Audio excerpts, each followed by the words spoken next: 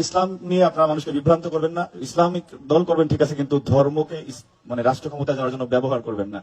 এই এতটুকু অনুরোধ জানিয়ে এই অনুষ্ঠান যারা আয়োজন করেছেন সবাইকে আবার ধন্যবাদ জানাই। ধর্মটাকে এখানে টানেন কেন?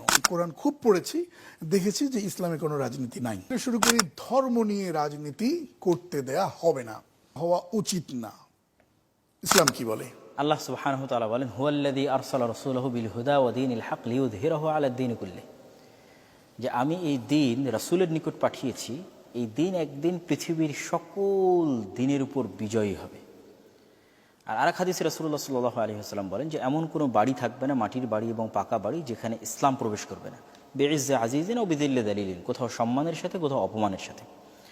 তো এই একটি আয়াত এবং একটি হাদিস প্রমাণ করে যে পৃথিবীর সকল তন্ত্র মন্ত্র বাদ মতবাদ যা কিছু আছে সকল কিছুর উপর সর্বক্ষেত্রে বিজয় অর্জন করবে ইসলাম। সুতরাং ইসলামের সাথে রাজনীতির সম্পর্কটা, রাষ্ট্র পরিচালনার সম্পর্কটা ওতপ্রোতভাবে জড়িত। আর আল্লাহ সুবহানাহু ওয়া তাআলা বলেন, উদখুলু ফিস-সিলমি কাফা, তোমরা ইসলামে প্রবেশ করো পরিপূর্ণরূপে। এবং আমরাও খুব মুখস্থ একটা বাক্য আছে, আমরা সবাই জানি Islam is a complete code of life. তথা ইসলাম নিজে এমন একটা থিওরি, পরিপূর্ণ থিওরি, যেখানে মানুষের ব্যক্তি জীবন, সমাজ জীবন, রাষ্ট্রীয় জীবন, সকল জীবনের সকল প্রকার সমস্যার সমাধান আছে।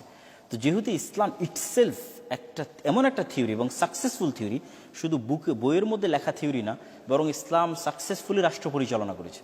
তার ইতিহাস আমাদের সামনে আছে, যেটিকে আমরা খেলাফা বলছি। যেহেতু একটা দিন, একটা religion successfully at a time একই সাথে মানুষের ব্যক্তি জীবনেও, আধ্যাত্মিক জীবনেও উন্নতি ঘটিয়েছে, সামাজিক জীবনে উন্নতি ঘটিয়েছে, আবার রাষ্ট্র পরিচালনা করেছে, এটা একটা প্রতিষ্ঠিত সত্য। সেই সত্যকে তো আমরা অস্বীকার করতে পারি না। আমাদের দেশের একজন বিশিষ্ট রাজনীতিবিদ, দীর্ঘদিন জেলে ছিলেন, কোরআন পড়েছেন, বারবার পড়েছেন, আমি জানি না অর্থ বুঝে পড়েছেন কিনা। তিনি বলেছেন যে আমি কোরআন খুব পড়েছি, দেখেছি যে ইসলামে কোনো রাজনীতি নাই, কোরআনে কোনো রাজনীতি নাই। আমি জানি না যে তিনি কোন দৃষ্টিকোণ থেকে কোরআন পড়েছেন এবং কোন বুঝ থেকে কোরআন পড়েছেন। আমি যে আয়াতটা পড়লাম, সে আয়াতটা কি বলতেছে? সে আয়াতটা তো এটাই বলতেছে যে সে ইসলাম সমগ্র পৃথিবীর উপর বিজয়ী হবে, যে সমগ্র পৃথিবীর সকল কিছুর উপর বিজয়ী হবে। আর যদি ইসলামের রাজনীতি নাই থাকবে, তাহলে মুহাম্মদ সাল্লাল্লাহু আলাইহি ওয়াসাল্লাম কি পরিচালনা করলেন মদিনাতে?